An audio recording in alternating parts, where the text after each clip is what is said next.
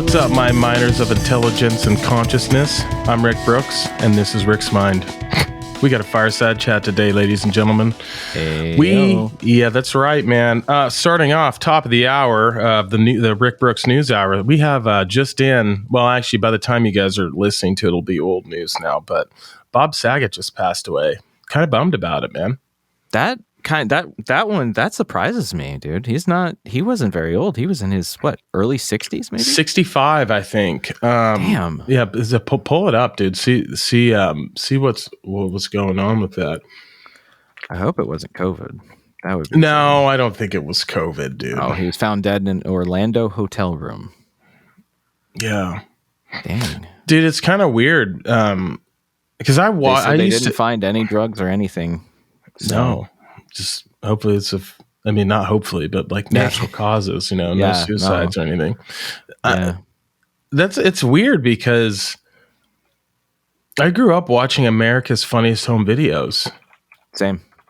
And like that was the host. And then, I can't say that I really ever got into his stand up, so to speak, because I would say on the like comedy scene, like I would say I'm pretty new. Like I'm not like a diehard comedy fan. I'm a big fan, but like it's not like I'm going to open mics and watching people perform all the time. I used to watch a lot more comedy as a teenager. I've been to a couple shows, but only with like really big comedians that I like. I've never gone to like a local show or anything like that. Yeah, I've been. Like, I saw Tim Dillon this year. Fantastic show. I've tried to see Dave Chappelle 50 times and I never can get tickets. Never get tickets. Yeah. But other than that, like there's a lot of like really good comics out there and it's just, I don't know, man. I guess I'd just rather see live music at times, but fuck dude, there's nothing that beats a good comedy show in my opinion. It's a great time. Yeah.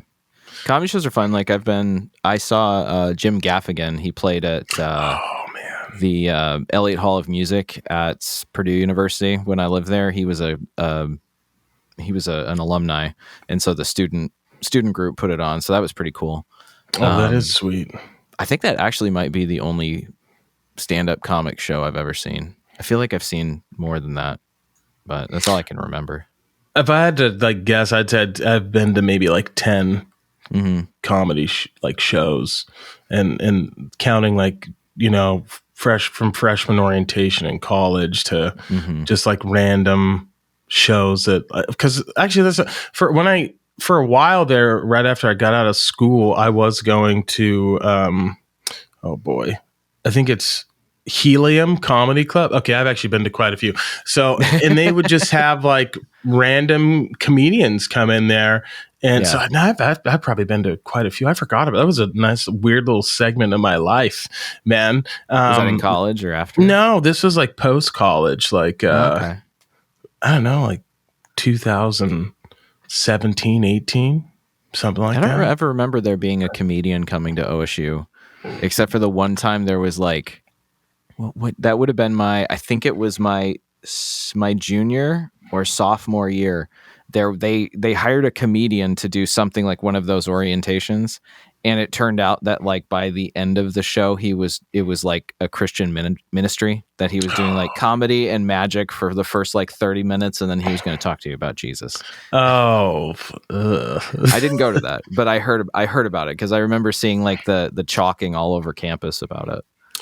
Somewhere, and I can't remember if my first year of school at Western Oregon, there was a lady that did comedy. She's from New York, and has her own show now. So, and I took a picture of her, and she fucking loved me. She's like, "You are so beautiful," and I was like, "What? Oh, thank you." Thanks, she's probably joking though. But I can't think of her name, man. But. Yeah, bummed about Senior Mr. Bob Saget passing. Rest in peace, my man. Yeah. Not that I knew him or anything, but I wish him a beautiful journey wherever he is going. It's always weird whenever you have somebody like Bob Saget that is like, it's that whole parasocial relationship thing that was a figure very present, at least like same in my childhood. Like I watched Full House like all the time. That's and right. My whole family would watch, America's Funniest Home Videos and stuff. And that's surprising, just because I was just shocked because he's so young still. I know. And then we lost Betty White too. That was a bummer. Yeah. I mean, yeah. It was a shitty year for losing people. My grandma died. Betty White died. I feel like there were other people too. Kobe died. Hello. Well, no. Kobe didn't die this year. Or was that last year? He died in. Was that 2 years ago? It was like 2 years ago, man. God. Yeah. I've lost all sense of time now. There's it's, there's always people like, it's one of those weird things about life, is that there's, no matter how hard we try, we're not getting off this planet alive. Like, yeah, you're and it's just strange. I've always found it strange, like people that you don't even know, they can have a mass effect on you when they pass away. Like, yeah. I remember and some of them have surprised me. Like when Michael Jackson passed away, I do not know what, I just was devastated. I was like, fuck. And it's not even like I'm a huge Michael Jackson fan, but for some reason it really bothered me when he passed away. And there's been that one surprised me, because it's not like I listen to his music every day or anything, but I was like, fuck, man, that sucks. And I get Bob Saget would also fall in that. Like, oh man, and then Kobe, Kobe Kobe crushed me when that happened. That crushed a lot of people. A lot of people. I didn't see that. I mean, no one saw that coming. It was very sudden and everything. But I also didn't think that Kobe would have had that big of an impact. Are you kidding me? I love sports. Yeah, just on me, not me personally. Yeah, I mean, I played sports. Basketball was never my sport, but I watched it and everything. When he died, that was really sad. And then when Neil Peart died, that crushed me for a good day or two. The drummer from Rush. Oh yeah. Because Rush was and probably always will be my favorite band of all time. And just, he was such a big influence on my musical taste and musical style. That it was such a bummer to see. Yeah. Well, I think part of the reason, I actually hated him really? my entire childhood. Yeah, because I was a Blazers fan, and I watched him knock my team out of the playoffs. I was bawling. I never forget that. Like, they came back in Game 7. I was like, fuck, it's terrible. Western Conference championships. So I hated him. And then as you get older, you kind of stop being a hater. And I'll never forget the day that I fell in love with him. And it's when I think he tore his Achilles, and then he came back in the game and drained 2 free throws. And there's a few other instances, but that was the first. And then later on, someone asked him, the Lakers kind of sucked. I'm like, are you going to make the playoffs? And he just looked at the report and he's like, yeah, we're going to make the playoffs. There's this look in his eyes, don't fucking question whether I can will my team into do you know who I am? And that's when I was and he was old. He'd lost a step, but he still was finding ways within his game to win. And that's when I really start liking players that I hate, when they start that inevitable decline, that when they kind of get humbled by age and everything. It's not even that they get smarter, right? They can't do what they used to do. That's what I mean, humbled by age, but it forces them to innovate. Yes, and that's and then maybe their team isn't the best, and they're searching for that's when I don't know what that is. It's something is very attractive to me, and that's when I really started appreciating who he was as a player, and started kind of following him, and let all those old stupid hatred that I used to carry just kind of fall to the wayside. But yeah, man, we lost a legend today. We lost someone That's good. Sad. It was always jarring to me, with Bob Saget's comedy, how different it was from his public persona, for the entirety of his career before. And it was just shocking, but the dude could tell jokes like crazy. I don't think I've seen bits and pieces of his comedy and his stand-up, but I don't think I've ever actually sat and watched one whole special of his. That's like, comedy is something that I haven't watched in a long time, but I've seen a ton of like specials and everything, and just like in sets of comedians. And I love watching comedians and stuff. One of the better ones that I'd seen recently was, I don't know her name. She was on, I can't remember her name. She was on Brooklyn Nine-Nine. She played the, like, kind of, when she played one of the detectives. I'll look her up. Yeah, pull it up. But man. yeah, I mean, I watched comedy a lot, but just haven't recently. Probably that one, and then Bo Burnham's Inside. I still haven't watched a few months ago. Is that Dude, that is probably one of the best just pieces of art I've ever seen, regardless of comedy. What's her name? Let's see. On Brooklyn Nine-Nine, Chelsea Peretti. She has a stand-up special that is like ridiculously good. It's is like, it funny? It's like really great comedy, and then also some like really weird, surreal humor too. Trying to find her. I actually did not know she was a stand-up comedian. It's the one called One of the Greats. It's one of her Netflix specials. That one, I'd highly recommend that one. Her style of comedy is really good. It's like, it's very she does a lot of like crowd interaction, but it's not real crowd interaction. It'll like cut to like weird shit happening in the crowd and has like zero context to what's happening. Oh shit, dude! I didn't know that she was married to Jordan Peele. Yeah. I had no idea. Mm-hmm. Andy Samberg is married to Joanna Newsom, who's a hella good musician. I didn't know that at all. Yeah. Dude, Jordan Peele's story is so crazy, dude. Mm-hmm. Like, I don't know his story beyond like Key and Peele 2 directing like fabulous horror films. So he was on Mad TV. Do you remember that? Yeah, I do. I always preferred SNL. Dude, honestly, depending on the time. I honestly thought it was a little bit better than SNL when I was like a teen, like anywhere from like a preteen to early teenager. I would religiously watch Mad TV, and I remember, because you remember, it's crazy as hell, man. Yeah, I do remember. I used to watch that. Would come on because they showed that on Comedy Central, didn't they? I think. Yeah.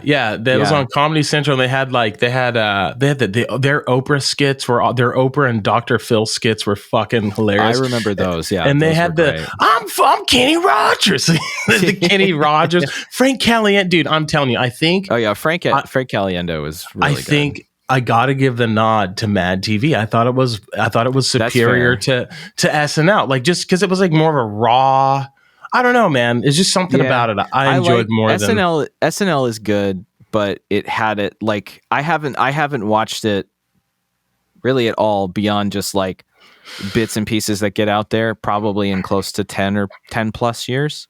But when I was in middle school and high school, I used to TiVo it every weekend and watch it, and I would watch all the reruns of like older seasons on Comedy Special all the way back into like the 70s.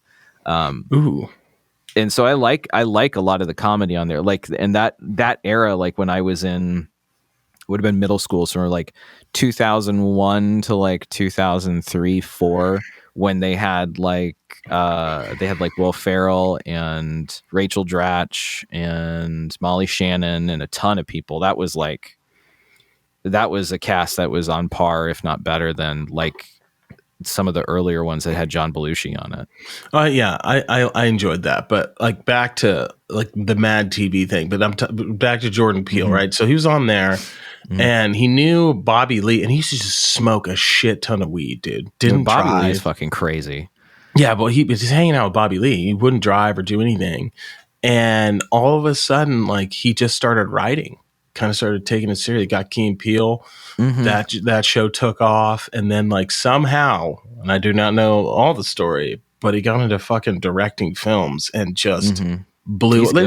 Everything he touches, like, it turns to gold, man. Which is super. I haven't watched the there's a TV series or an anthology series that's on HBO, right? Or something of his that he's involved with. Yes, it's called.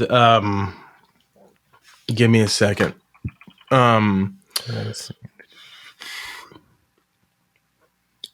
It's by J.P. Lovecraft's short stories is like what it's based off of. Lovecraft Country. Lovecraft Country. I've heard that's good. I haven't watched it, but I've seen Get Out and Us, and those are fabulous. Yeah, I think he's involved in Lovecraft Country, and I thought so. I just have to see. Let's pull it up. Are we Googling? I'm Googling too. I'm Googling. I don't have those are his acting credits. Perhaps his writing credits? No. Oh, it was he did the Twilight Zone. That's right. Yeah. He might have had something to do with Lovecraft Country too. I thought that he was involved in this. Yeah, okay. He was executive producer of 10 episodes of it. Oh, damn. Yeah. I don't know what's going to go down with that. I don't know if they're going to bring it back. I hope so. It's an anthology series based on Lovecraft short stories? I don't know. Or just set in the universe? It's probably set in that universe. I couldn't tell you, man. I just watched it and enjoyed it. I just watched it, enjoyed the shit out of it. Check it out. Mm-hmm. Check it out. Hey, man, it's the new year. This is our first Fireside Chat. First Fireside. Yeah. What are some of your since Halloween almost? Yeah. What are some of your goals? What are you trying to get into in 2022, man? What are your goals? Oh man, what hobbies am I trying to acquire? I guess I want to get better at woodworking, because I did quite a bit of woodworking over the last 2 years, and the last 6 months didn't really do anything. And I want to. My other big thing is I've been toying with this idea for 4 years now of streaming and doing video game streaming or playthroughs or something. And I did a test run the other day and it went pretty well. I kind of want to try to do that, even if it's just for me. I don't really care if it gets monetized or not. Just playing, when I play video games, just recording myself and commentating and doing dumb shit and then just putting it on YouTube. And if people like it, then cool. If not, then it's fun for me, There's a bunch of people that I watch, mostly when I watch TV. If I'm not specifically watching a movie or a TV series, I'm probably just watching someone play probably City Skylines or Hitman or something on YouTube or on Twitch. And it just seems fun to do, and I've done a little of it. So that's kind of my biggest one. Otherwise, I really want to get a really long lens, like a telephoto lens. And I'd love to try to get into shooting sports somehow. That would be really cool. That's one photographic endeavor that I really haven't tried yet. That would be fun. So that's it. Those are your goals. Right now, I tend to not put too much emphasis on the new year, just because I haven't, that I can recall, had a lot of problems keeping, resolutions or whatever. But I think it just it's hard to do, especially it's, for me at least, hard to set big goals at the beginning of the year, because I have such bad seasonal depression that January is just I feel dead the entire month. So I try to kind of go I reevaluate the new year, but kind of just as I go set goals. But as far as this year, those are the other ones. Otherwise, just really mostly with the podcast is keep growing and keep improving our content, our technical skills, our output. Technical skills are higher level. That's about it for me. I'm kind of a simple person. I think that's legit, man. Those are solid goals. What do you got for the year? I assume you've thought about this, Doc. That I've got 17,000 different things. Honestly, actually, I've made some subtle changes in how I forecast my year. Mm-hmm. So I listened to a podcast with the dude that wrote Atomic Habits. I don't know his name, but I was thinking about buying the book, but he told me everything I needed to know in this podcast. So I don't need to buy your book now. Basically, the one thing that I've been doing wrong for years now, and I've done a lot of challenges and was able to power through a few 75 hards, 92 hard, all this shit, right? But I wasn't able to maintain that. And so part of that problem is it's easy to set goals, right? Like set them small. That's what basically the tenet of what he was saying. And then you can always ramp them up later.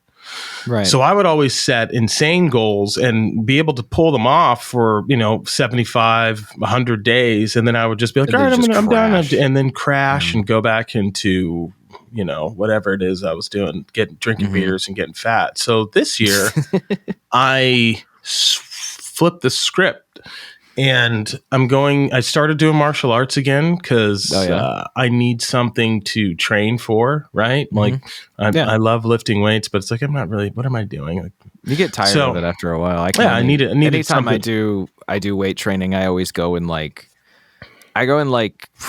12 some week cycles. It feels like where I'll seriously lift like 3 days a week for about 3.5 months and then go on to something else for a while and like try running or something or, and kind of go back and forth.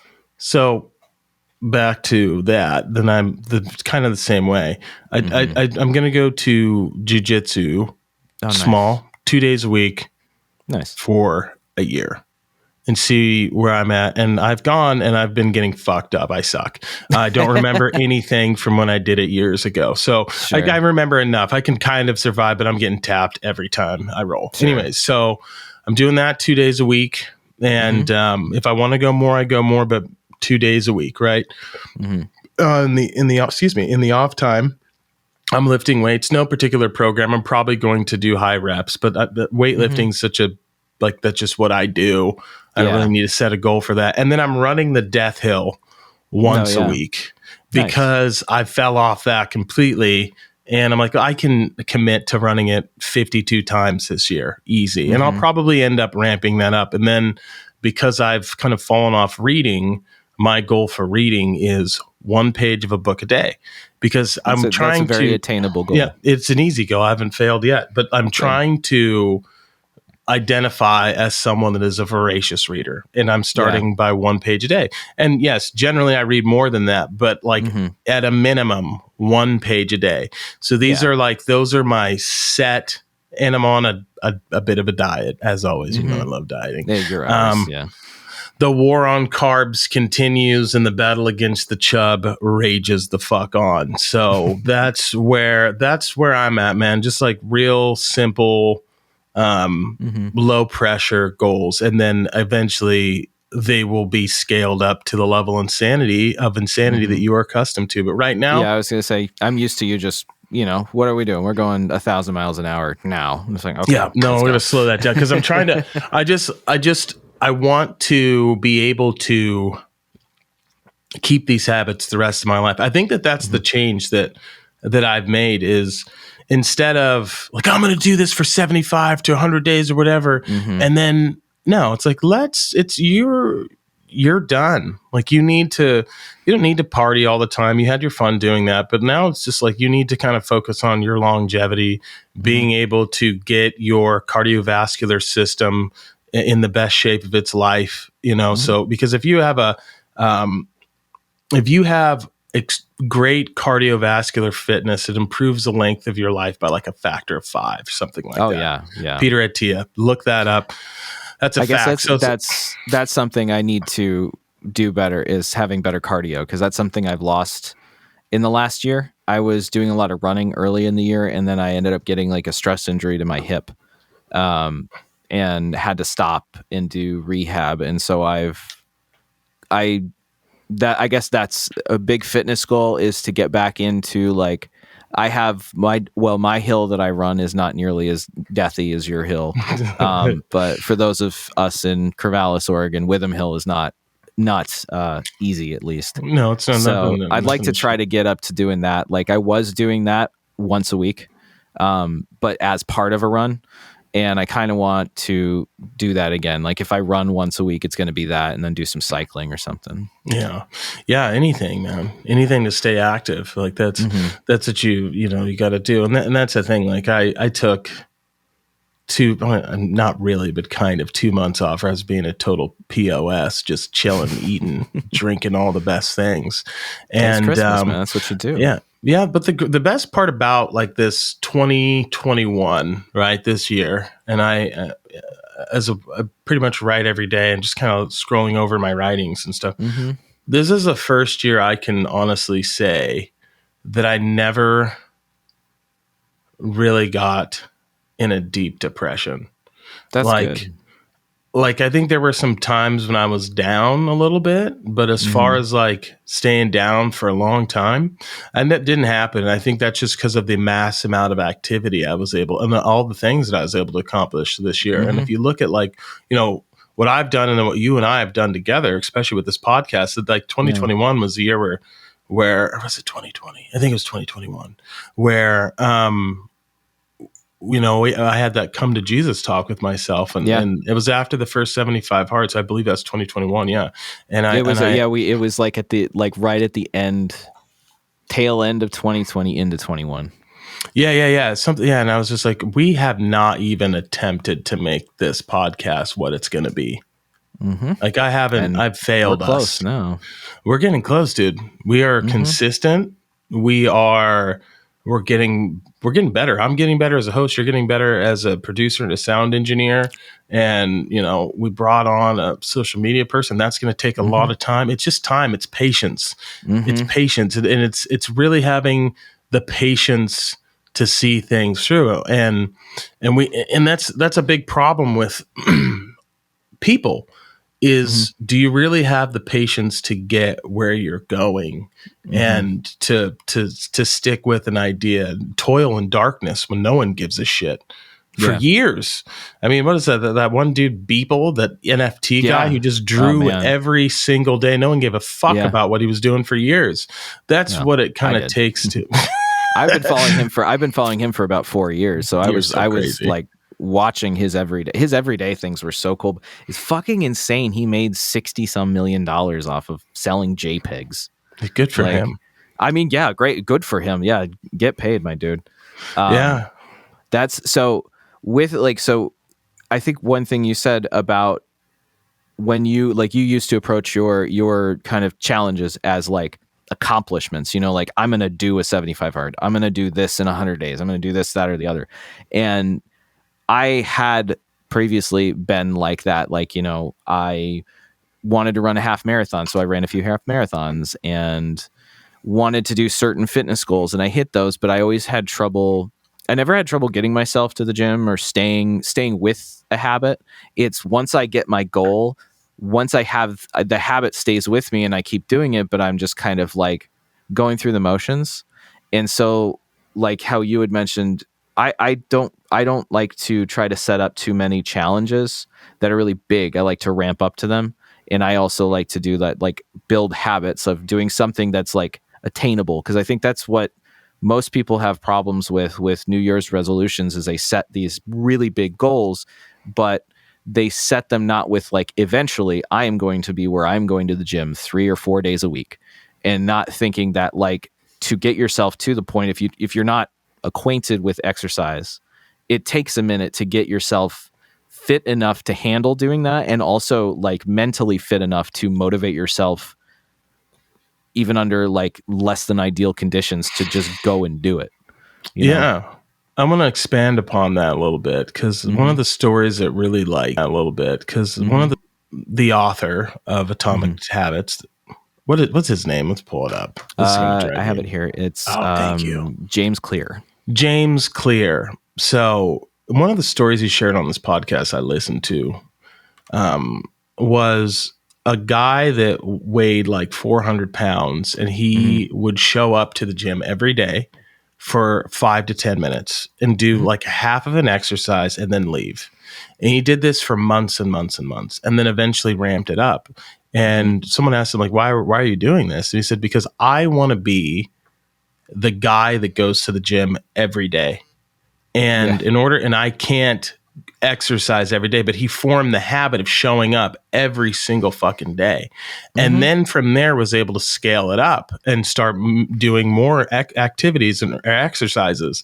And that really, like, if you're not in a good mental place and you're listening to this and you want to get fit, like, show up. Half of success is just showing up. Show up to the gym, do 5 to 10 minutes walking on a treadmill or whatever you want to do, and then fucking leave. And then keep doing that. And then you can eventually ramp that up, but you'll feel better. Like, one of the reoccurring themes in this forum that I've been in for 4 years with some friends, we just write every day, is if we're not doing the things that we're supposed to do and we're not eating correctly, we feel like shit because we're self-sabotaging. So like, if you're depressed and you know you need to be doing something, if you can take care of that, that will alleviate that anxiety, you know? Also, and now I'm changing the topic. I've been reading. Welcome to the Fireside Chat. Yeah, this just popped into my head. Like whiplash to topic to topic. Do you know who? Oh man, I think it's Judah Krishnamurti is. Judah Krishnamurti. No, I think it's Ju. Hold on. This is going to be riveting content. Just watching me Google search. Right? No, it's glorious. Hold on, I'll tell you his name. Yeah, it's Judah. Jiddu Krishnamurti. Sorry, buddy. There he is. You know who this guy is? I do not. I have heard of him only because you have talked to me about him Dude. before. But prior to that, I had not heard of him. I'm a huge fan. So I've almost finished his book. What's the book that we're having a book club right now. My mind is not working all that great, but I'm going to be able to tell you in about 2.5 seconds because I'm going to pull it up right now. It's called Reflections on Self. Okay. And one of the things, like, he basically put into words everything that I have kind of felt and thought about, especially with all the craziness that's happening in the world. And one of the things that like just got me was he believes, like, he's anti-authoritarian, like 100% anti-authoritarian. So you got me there. That's good. Yeah. And it's a crazy concept, but he's like, you know, if you identify as like a Christian, a Democrat, Republican, Indian, black, white, whatever, he goes, that's an act of violence. And I was like, well, that's interesting. And he's like, it's an act of violence. Basically, the logic is like, it's an act of violence because you're separating yourself from humanity. You're a human first, right? And when you start putting yourself in organizations, political party, religions, it causes division, and that division therefore eventually leads to like a path of violence at some point down the line, whether it's now or later. And I really agree with that line of thinking. I think it's pretty abstract, but I think that there's something to be said, because if you look at kind of the state of the world, we're all just divided, right? And we're all, and he believes that, like, one of the things that really got me, and this is something I've always preached, is like the only revolutions that can occur are within yourself and within your own mind. And that's kind of what his philosophy was. And he has a super interesting story because he was raised to be like a deity in a cult and then rejected it at the age of 29 and said, basically, I'm only interested. Upbringing. I know. It's like, I'm only interested in freeing minds. And I don't think that you can free minds by being in any religion or any political organization. Yeah, because when you're a member of a political party or religion, those, like, the priests, the politicians exploit your brain. Politicians means they manipulate you and only keeps them in power. That's the biggest problem with politics, at least in this current era, you know, like division and mudslinging and all that bullshit. Like, I don't buy the whole, like, oh, people were never mean before. It's like, did you ever read campaign speeches from like the 1800s? Like, dudes were wilding back then. Now it has gone beyond. It's not even ideology. It's just tribalism. Plain and simple is, if you like, American politics in particular is a very like self-defeating mechanism, in a way that everything is all the beliefs that people have are so contradictory, that from ideology or political party to political party, you'll have, like, I mean, just look at the way the American government goes every 4 to 6, 8 years, where you flip-flop whoever's in charge. Is whoever's in charge is advocating for what the other party was for the last time they were in charge, and vice versa. So people don't actually I don't think people actually truly believe 99% of the shit that they advocate for, because most of the time they're advocating for things that are against their own interest, and they're only doing it as a means to, not to sound too hippie, but I assume you went to college. I assume you've heard of Judith Butler. No. She was a gender theorist. She was the one who coined, I forget what the quote is. Let me look it up. Judith Butler. Basically, that the idea of gender and sex are separate, that sex is a biological thing, gender is a social construct. And because of that social construct, gender as it is performative. So in order to be something, you have to literally be it. You have to perform it, So in politics, the same way. I know you're talking about now. Yeah. Gotcha. In the same way, you can't just be a Republican and believe, or be a Democrat. Is that's why everything is so cringy and ridiculous, is because everybody has to perform being a Democrat. I don't know if you watched or saw highlights from the remembrance thing they had for the January 6th riot. Nope, I didn't watch any of that. On the floor of the Congress. This is after Nancy Pelosi is, just praising Dick Cheney and saying how much she loves him because Liz Cheney was there. It just nobody believes this shit. They're just doing it because, Orange Man tells them to, or or because Orange Man bad. Well, I'm above that now. I'm enlightened. I don't know. I just identify as, I'm only interested in myself and figuring out who I am. That's it. I'm above it all now. I know that's probably not true. I have ascended. But yeah, we're just going to see you show up to the next podcast. You're going to walk in the door just in a white robe, and just. I could. You never know. You never know. But I found a lot of joy in reading that, because it really just I don't know, man. It just kind of put me at peace. I was just like, yeah, this is what this is. That's I don't even know if you'd call it a goal of 2022, but it is an area of keen interest, is to begin immersing myself in philosophy.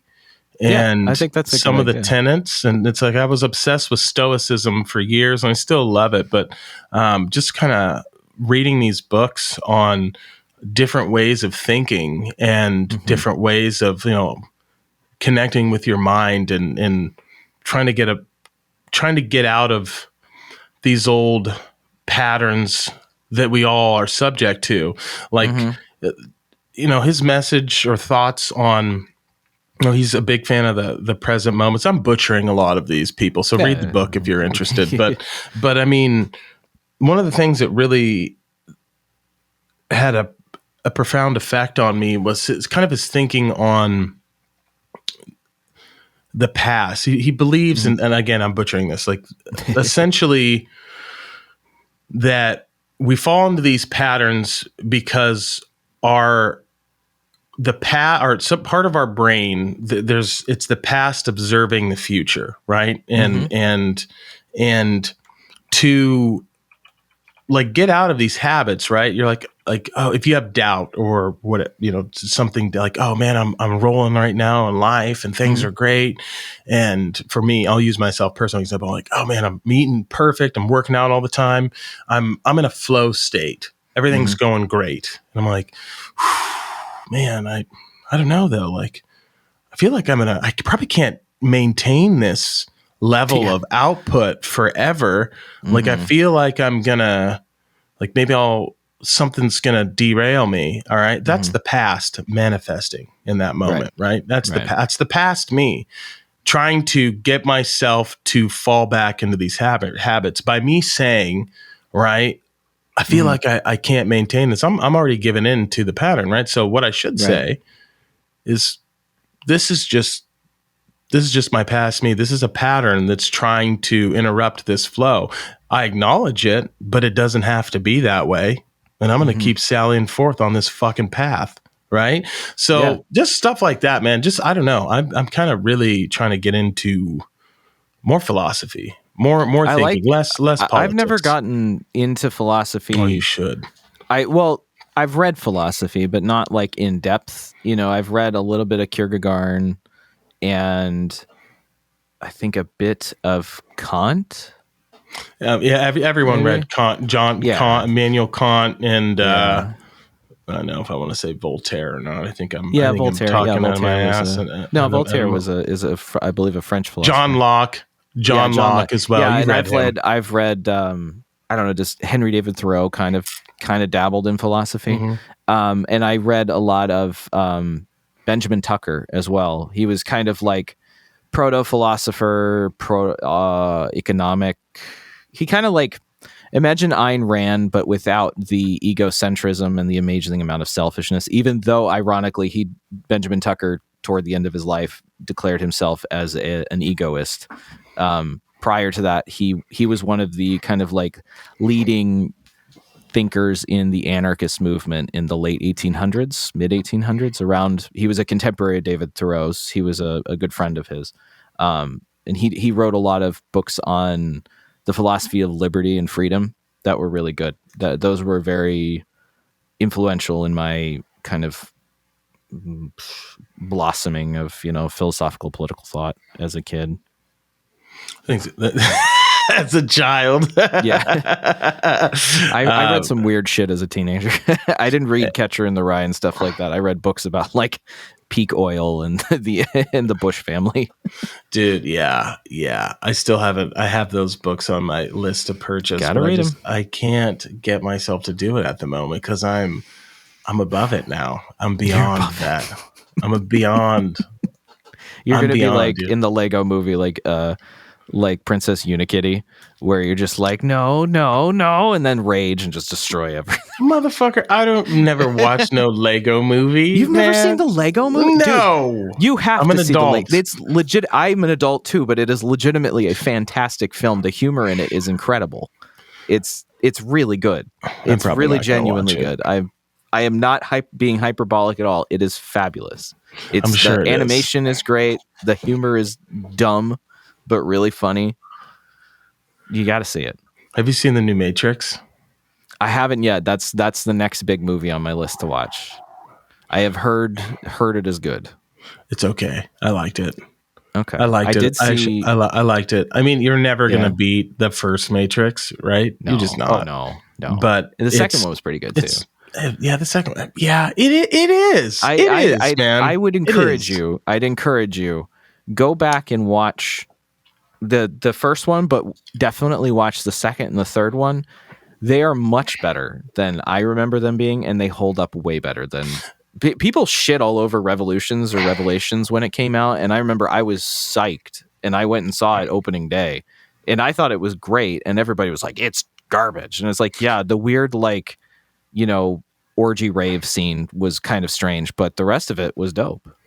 I liked all the Matrixes. I like this newest one as well. I was a big fan. Like they did a pretty good job of like kind of getting you up to speed and explaining how things went. And like, I liked it. I fucking liked it. And if you didn't, fuck you. I like the Matrix.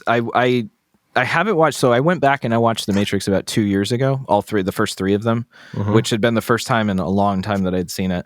I want to go back and watch all three of them again because the Wachowskis came out and everybody was, kept giving all these different theories of like, what the film is an allegory for, what the red pill and blue pill meant. And they came out and they said I don't think they officially said it, but they very heavily implied when people were giving them fan ideas that the whole allegory for the film is being trans and transitioning and dealing with like the whole Neo awakening from the Matrix to the real world is like someone who is closeted and you know, wrestling with themselves and figuring that out, moving on and trying to be their real self. Yeah, I have no idea what any of that was, but that's not how I interpret it at all. But well, I mean, considering both of they're the Wachowski sisters now, I'm probably going to guess it probably has something to do with being trans. Wait, what? I'm very confused right now. The Wachowskis, yeah. Lana and what? I don't even remember their name. Yeah, Lana Wachowski and Lily Wachowski. They used to be known as the Wachowski brothers, but they are both trans, and they are now just the Wachowskis. Drop me a link to this. This is fascinating. You just drop it in the chat. Yeah. Nice. I'm gonna pull this up. Yeah. I don't know what their birth names were, but I know they both wrote and made all of the Matrix, the whole franchise.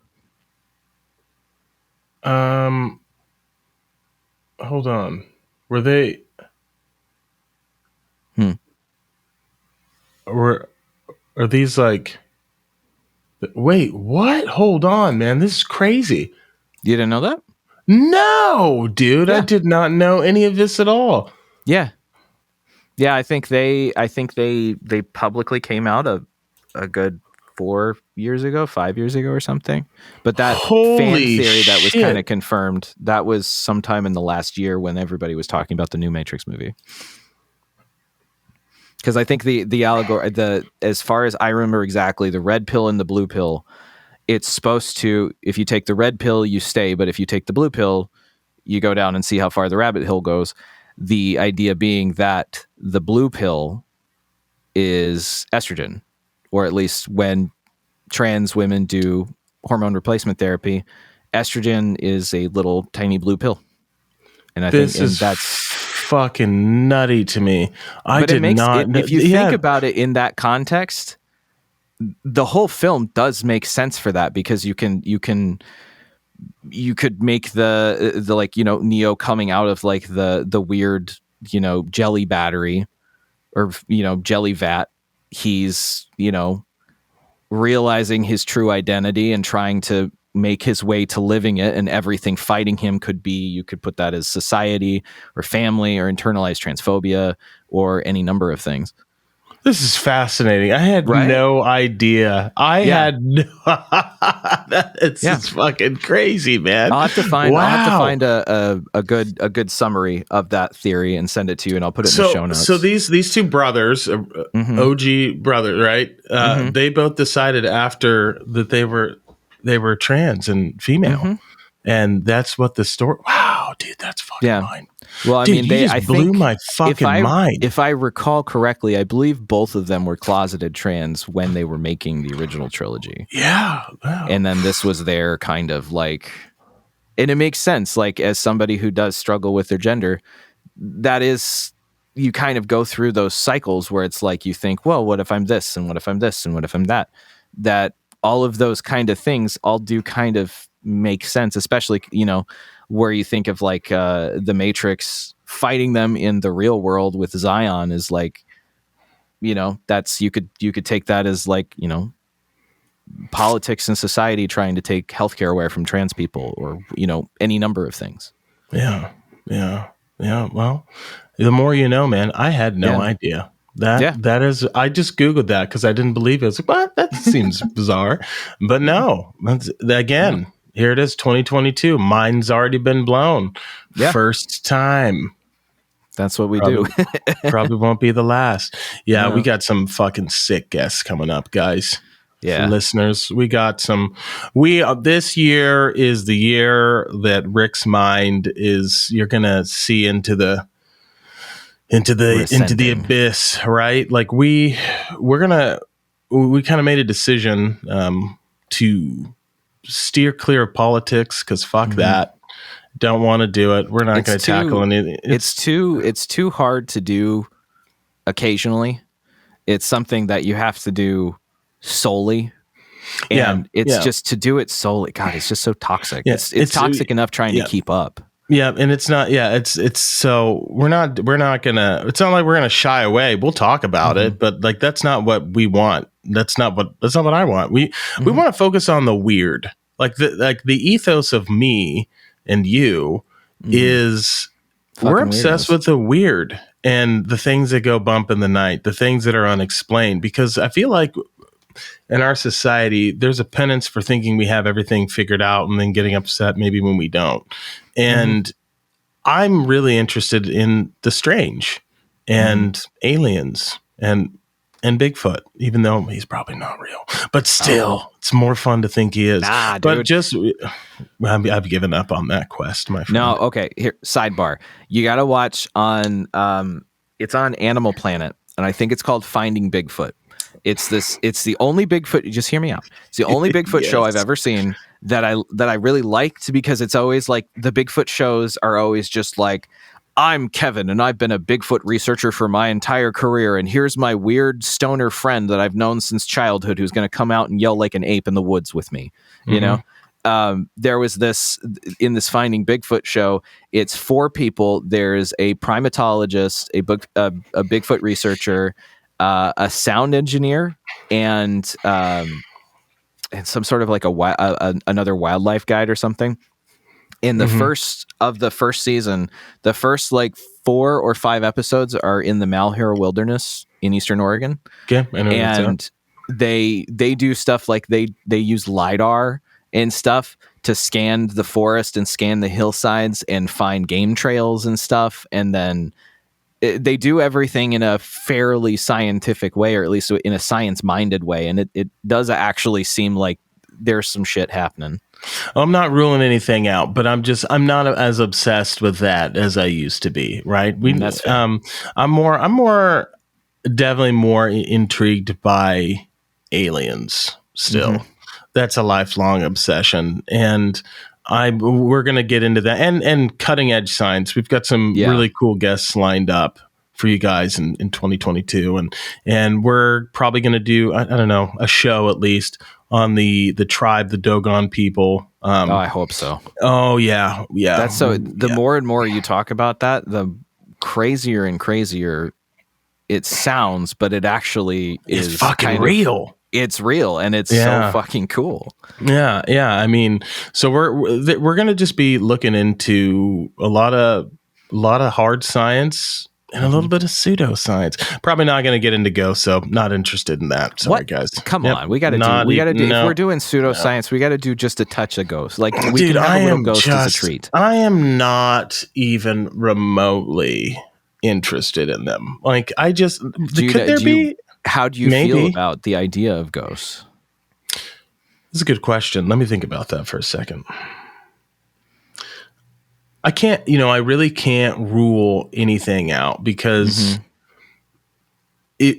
all we are is, energy. And when we die, our energy is transferred, hopefully back into the ground, but because of embalming and whatever, right? We're just energy, right? And I am a big proponent of like the thought that, and I can't remember who came up with this, like that places hold memories, right? Maybe a house or some inanimate object. If some sort of really traumatic shit happens in a space, like I'm pretty sure that energy stays there for a while. It's transferred maybe into that place, and maybe that will explain some of the weird shit that's going on, right? So I'm not 100% like there are no ghosts. But I guess I'm just more neutral. It's not something that like I'm spending a lot of time looking into, because like and quite frankly, I've never had any experiences, and to be honest, I don't fucking want any, bro. Like no. I've had a few, so not that I'm religious. I'm on the ghost train. Not that I'm religious or anything, but I do like this phrase. The good Lord only gives that which you can handle. And I couldn't fucking handle a ghost, dude. I freaked the fuck out. In all those movies, I would be selling the house or burning it down. I'm not sure. I couldn't handle that. So I love a good ghost story. I am a big fan of a good ghost story, but if you enjoy, if you like ghost stuff, but you want a good movie, watch the movie Grave Encounters. that is one of my favorite horror films of all time. It is, you've seen or at least heard of Ghost Adventures, right? With Zach Bagans. Dude, hell yeah, dog. Of course. I fucking love that show. I have been legitimately watching that show since they were just a documentary that they did in like broke ass old mine town, Nevada. Is that the douchey guy that's like got the tattoo? He was an MMA fighter or something. And you know what? Douche is a strong word. He just kind of comes out of it. He probably is, dude. He's got a museum in Vegas, right? Like, I watched one, like, I think it's like that weird place in Kentucky, Willie's something. I don't even know. Yeah, it was a slaughterhouse or something. Or it was like a bar, a honky tonk or something that was a slaughterhouse. Yeah. Something. Yeah, I watched that. Mm-hmm. I think it's an interesting story. I think it's riveting television. But I'm just, I don't know, man. That's a weird fucking space to be in, and I don't want to. We're not in it. I'm very interested in demonology, like from fuck that from like the religious perspective. Yeah. I had this weird period of time where, like, we've talked about how, like, I almost joined the Air Force. Mm-hmm. I equally almost became a priest to become a demonologist. You're so fucking weird, dude. It's cool. It's cool shit. But anyway, Grave Encounters, fabulous horror film, like dumb horror film. It's a parody or satire of that genre, a TV show. But the guy is supposed to be Zach Bagans, but it's done as like a found footage horror film where it's like they're shooting the show and it's like they're faking shit and just making the show, but the cameras keep rolling, but then they're in this asylum and real shit starts happening. Oh, bro, that's terrifying. Great movie. That sounds good. Drop the link in the chat, dude. Hell yeah. I'm interested. I do love a good horror film. I'm no man. I really want to get into, like, again, I think anthropology is an area we're going to probably hit heavily on. We've got some pretty good. I'm going to pull this up real quick because I'm very curious about it. But yeah, I definitely. I'm not going to lie, team, my loyal disciples. I'm not fully on this train. Mm-hmm. But I do like playing with the idea of the ancient astronaut theory. I think it's bullshit, but fuck, man, it's so fun to think about, dude. I want to love it. I love because it. I hate the idea of it just because of the way it's mostly presented, that it's just like, oh, how did we do these incredible engineering things? Aliens. You know? What was it? Did humanity do this? No, aliens. But that said, it's probably true. Like, to some extent, it's gotta be. It makes enough sense, and there's enough, like, I think there was the at stuff least with free energy is enough. Yeah. I think that at the very least, like, I think that especially with the Dogon people, like, I really do think that there was contact a few times throughout humanity, right? It just happened at the wrong time, right? Like that. Right. I definitely want to pull some people on to discuss that possibility. But I mean, Ancient Aliens as a whole, as a TV show in college, man, I used to just get fucking barbecue. I used to get so high. Me and my buddy Scott just baked out of our minds, just watch this and watch that show. Did you ever watch on Viceland, when Viceland was still a thing? Action Bronson did a show where it was Tyler the Creator. Bronson. Yeah, it was Action Bronson, Big Body Bess, and Mayhem Loren, and then just like a rotating cast of people that would come on, and they would just Action Bronson was just dabbing constantly, and they're all just watching Ancient Aliens. I know, just such a great time. Yeah, man. You know what show I wish they'd bring back, or like I would love to watch again. I think it was on Animal Planet. I don't have cable anymore. I don't think I'm ever getting cable again. Does anyone have cable anymore? Probably, but not me. But I think it's a show called After Humans, dude. If you want to talk about good high TV, dude, cool. I would get just annihilated and watch that and be like, oh, dude, like there was this one where they did like New York City, and they're like, New York City, this is the first place on the planet where there would be, ecologies that weren't on the ground. They had like cats and birds and all these dilapidated skyscrapers, and there's like a whole ecosystem. And then I was just like, man, part of me is like, maybe we should just leave the planet and just see what happened. It was it was a great time. That was the show that was just, it was like, here's 10 years if no one was here, 20 years. Yes. Yeah, that was a cool show because I was always just like, this is fabulous watching society just disappear because the earth looks so peaceful. Yeah, they talked about the dogs. They would talk about how the grocery market, like the grocery stores would just decay, how if your dog could just they did I don't know, within 200 to 300, I'm talking MAS right now, within 200, 300 years, our dogs would look different. All the breeds that would survive and what size they would be, and how cats would be totally fucking fine. Cats would just be fuck it, we're just gonna go back to what we were doing. It was sick, dude, and how quickly the forest would reclaim. And they had actual science. They would use Chernobyl and how the forest had just reclaimed everything, and so they have a pretty good idea. But dude, that show After Humans, I don't even know if that's what it was called. It was something that. I think it was called. It was either After Humans or After Civilization or something like that. Let's Google it though. We don't want to be spreading misinformation on the Rick's Mind podcast, dude. Life After People. Life After People. We were wrong. Yeah, listen. Close. If you're a stoner and you want riveting, absolutely riveting television, you're welcome. Life After People. That was a good show. That was truly a good show. Man. That's one thing I discovered over the last year. The History Channel now, I don't think does history anymore. It's just like Pawn Stars reruns and Vikings. Yeah. On YouTube, the History Channel has a YouTube channel, and they have the entire series of how it's made, modern marvels, engineering marvels, ancient wonders, all of that thing. I think they might even have ancient aliens all in there for free. What? Yeah, I used to that was when I was a kid. I would pretty much only watch modern marvels, and so you can just stick that on and I'm good forever. Dude, that's legit, man. There's a lot of good TV shows and stuff back when we were children.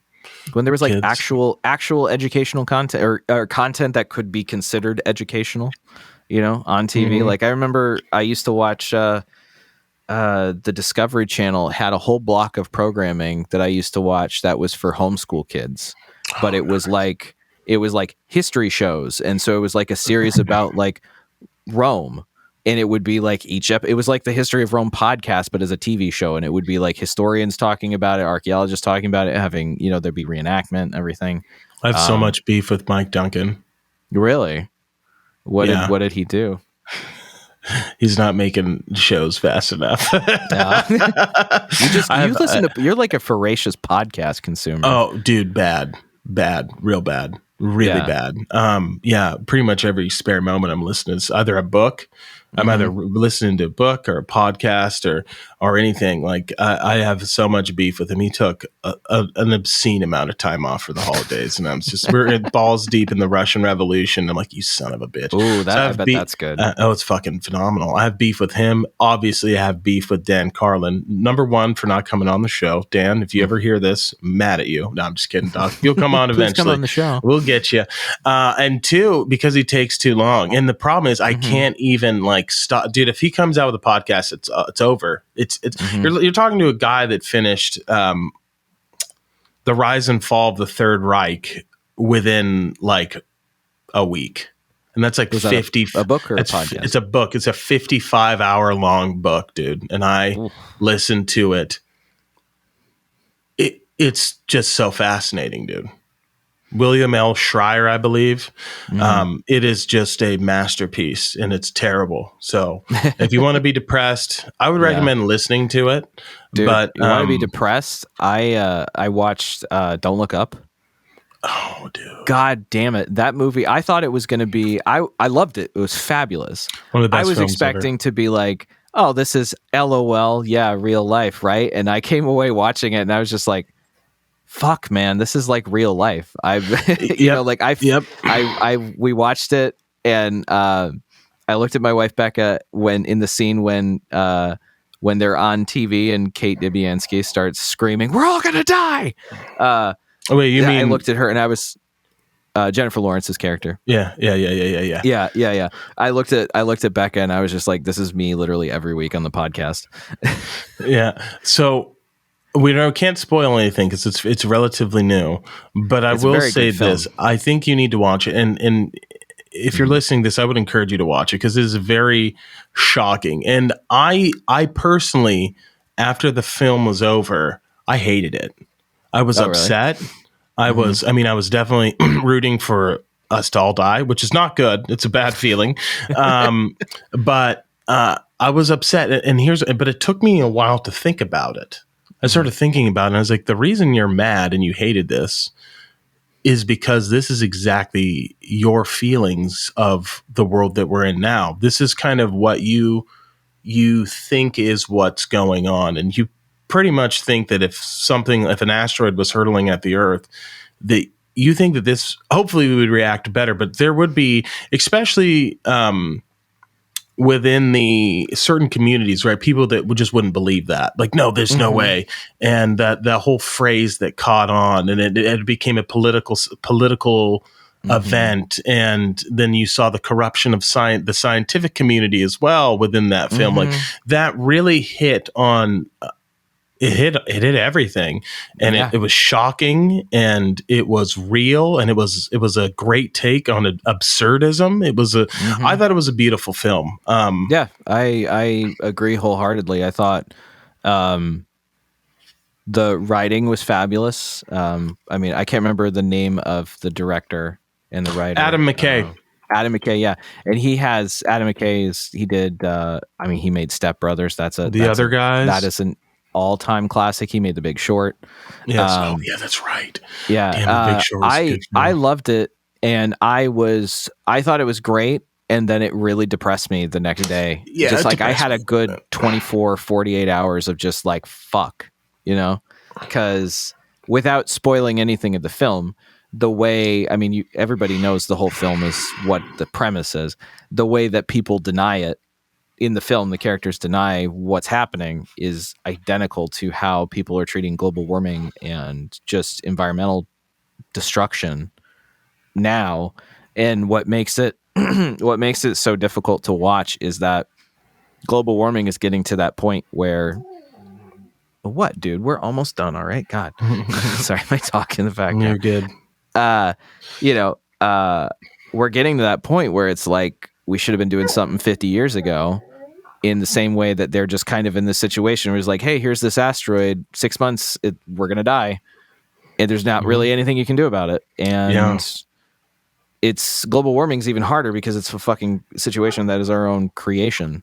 But yeah, a great movie, bummed the hell out of me, but highly, highly recommended to watch it.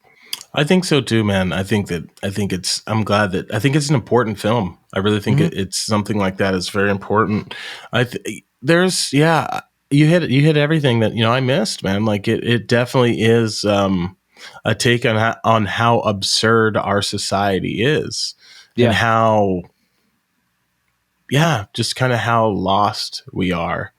It's scary because it mirrors, not in content, but in the idea, the satire. It mirrors Idiocracy, and Idiocracy has almost all but come true, except for what was it, President Mountain Dew. Like we're practically on the edge of Judge Dredd having Taco Bell be the president. Oh my goodness. I hope that I think it's an important film. I agree. And I think, and I hope that people will watch it and actually think like, well, fuck, this is, have a deep moment, have a think on it, instead of just being like, ha, she said fuck on TV, like it's just, I'm with you. I'm glad that we are, as much as politics is a very important thing that everyone should pay attention to and be involved with and be aware of. I can't do it. It's too toxic. And I'm glad that like, we're not going to avoid it, but we're not going to just solely do that. You know, No. it'll be involved as much as anything else. Yeah, absolutely, man. We're going to focus on the weird and the strange, and we're going to focus on cultivating a community of people that like to mine for intelligence and like to expand their consciousness. Man, if we ever do a crypto coin, we have so much branding that we're gonna fucking it'll be guaranteed a moon for sure. And if you're not in the crypto space, you'll figure out what that means when we launch our coin in 2023. That's going down, son. You better believe it. But yeah, I'm really excited for this upcoming year, and I hope that everyone listening is excited, because let me tell you something. This is your fucking year. This is the fucking year where you put it all together. This is the year that you make your bitch, and this is the year that you reach those goals. You're not going to turn away from hard work, and you're going to be dedicated to whatever it is you're after. I believe in you. Hope you believe in us. And we'll see you guys next week. Also, while I have your attention, please give us 5 stars on iTunes. That helps the podcast grow. Give us a like on YouTube. Subscribe as well. And we'll see you next week. Love you guys. Peace. Bye.